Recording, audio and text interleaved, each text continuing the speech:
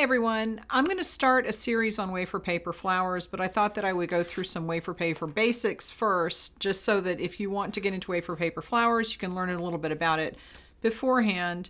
First thing is things that you'll need. Now, if you're not sure what wafer paper is, it's basically a paper. It's really starch. It's a sheet of starch. It's potato starch, and when it gets wet, you can manipulate it. When it dries, it'll stay in that shape, but it will be really crunchy because it's starch. So you have to use different things on it to make it softer so that you can manipulate it and keep it a little bit softer. Eventually, wafer paper will dry out and it will become very crispy. But wafer paper is very good to use for flowers, for cake decorating, because the flowers are very light and they're not going to be difficult to keep on the cake. Sometimes when you use gum paste for large flowers, they get very heavy, they're fragile, and the wafer paper is very forgiving because it is, like I said, it will crack when it gets really wet and then it dries, but it still is bendable. And I have some flowers over here that I'll show you in a little bit. But the first thing is that you need to get some wafer paper. And if you go over to Oasis Supply Company, which is a cake decorating supply company, I will give you a discount code that you can use there to get a discount all the time. If you sign up for their email list, you can get a discount off your first order. But my discount code is good for every order as far as I know. That could change, but try it out if you have used the email coupon before. The first thing is different types of wafer paper. So this is wafer paper card, and this is pretty thick. You can see that this is kind of got an edge to it because it's got some thickness to it. This is really good for using for things that need to be a little bit thicker. I used it to make this rose, and you can see that this is, I'm tapping it, so it's pretty solid. The wafer paper card is good for things that need to be a little bit heavier, and if you need things to be a little more delicate, you can use a lighter grade of paper. I want to say that this is like a D grade. I can't remember exactly what it is, but you can get card. If you get wafer paper card, it's going to be thicker. Wafer paper, see, this is a lot thinner than the card. Where's the card? Here's the card.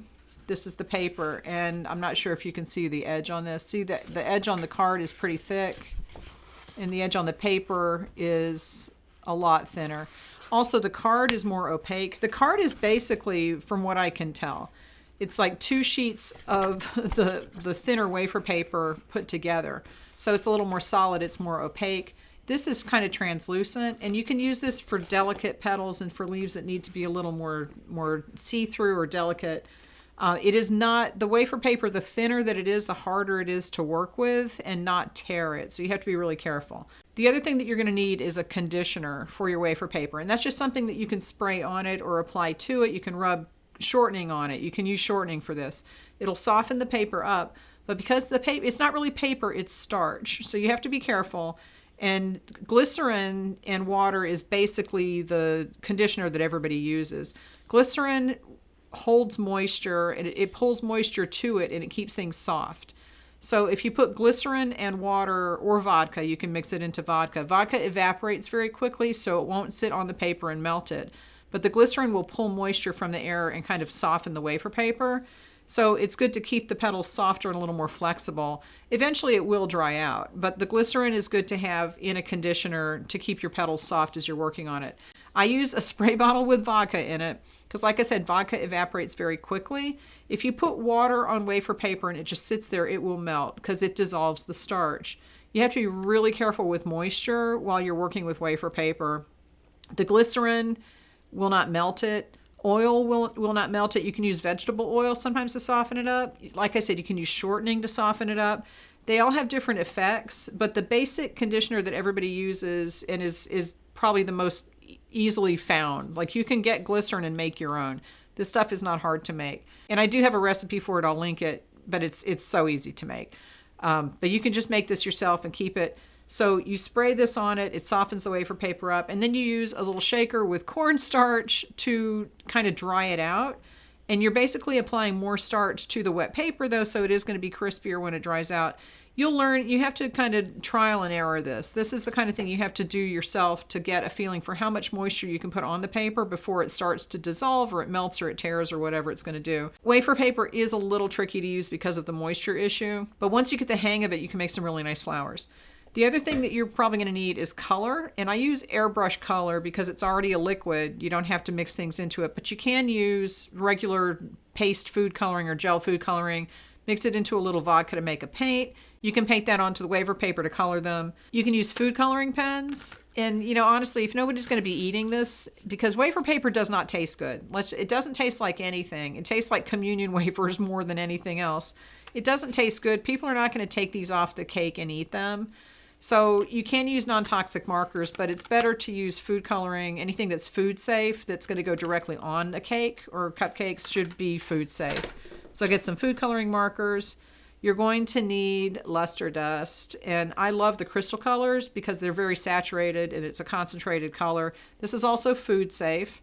The petal dusts are non-toxic, so they're not graded for food use, but you can use them like on the very tips of this. You can see I've kind of dusted, I'm not sure how well you can see that, but it's a little pink on the inside because I've dusted the inside of this flower with the petal dust, and it gives it a little bit of color. You're also going to need scissors. You're going to need, maybe you can use paper punches with wafer paper, but it's hard to get larger petals. Like this is an azalea petal and the petals are big enough, but it's hard to get large enough things. Scissors work fine, or an X-Acto knife. I use a little X-Acto knife all the time to, you know, cut things out. You're going to need a fluffy brush and maybe some paint brushes that are a little bit smaller so that you can paint dots on things. You're going to need some floral wire. Make sure that this is cloth covered because it'll stick to the wafer paper better, and make sure that it's very thin. And I always use the white. You can use green if you're making leaves and you need a stem, but this will show through the wafer paper if you're wiring wafer paper. So don't get stuff that's like a color that doesn't go. Like if you're doing a white rose and you want to wire the petals, don't get green wire.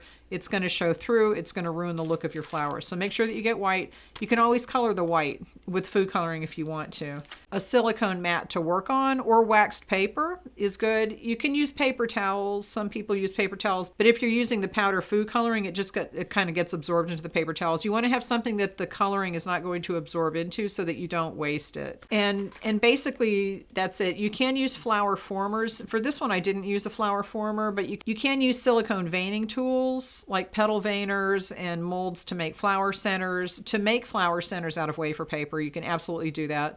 And you don't have to, but it does give it a little bit of a more veined look. You can just use a scribe modeling tools to do that, to put the vein. And I found this is a leaf that I made. I did not use a veiner on this leaf, but see, it looks like it has veins on it because I took a clay tool and I pulled the color off enough to make it look like it has a vein on the leaf. And this is 2 pieces of wafer paper put together with the wire between them. So you don't need the wafer card, but sometimes it comes in handy. Like I said, this one was made with wafer card and the petals are a little bit thicker. So it really just kind of depends on what effect you want. This one is just a regular rose. It's kind of a fantasy flower rose. And you don't have to make these super botanically correct. You can use wafer paper to make very realistic looking flowers, but it takes just about as long to do that as it does gum paste. Like I said, the benefit is the wafer paper is a lot lighter. And you can see this is still flexible. I made these literally years ago, maybe like 2 years ago I made these. And since it's wafer paper, it is still flexible. I could take this and put this on a cake. It's been in a closed container.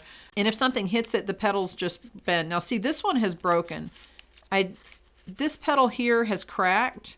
That's not a big deal. If you get a gum paste petal that cracks, it is noticeable. With this, you can actually take it off and trim the edge if you want, or you can just leave it. It looks fine. You can make little tiny filler flowers that are just kind of fantasy flowers that you can use on a cake. This is some type of an orchid that I made. And like I said, I made these years ago. This is a good example of how you can see the wire through the petal. And if I had a green wire in here, you'd be able to see that green color and it would not look as good. Make sure that you kind of plan ahead and you have the supplies that you need to make the flowers that you're going to make. I'm not going to go through this whole thing, but I will be doing some videos about wafer paper flowers starting next week. I have a bunch of flower templates that I had one of my friends make, and I'm going to put those on my website so that you can download those for free. So subscribe to this channel, and I'll be putting videos out for the next, I don't know, however many ones that I have. And we'll go through the flowers. You'll be able to get the templates and work along. But go to Oasis and use my coupon to get that discount, and you'll be able to get a discount on your whole order when you order your wafer paper. You can also get supplies on Amazon. You can probably get some supplies at your local cake decorating store or craft store, but wafer paper is a little bit of a specialty item. So some of these things you can get and some you can't. I'll put the list in the description and you can go check that out. But leave me any questions and I will talk to you later.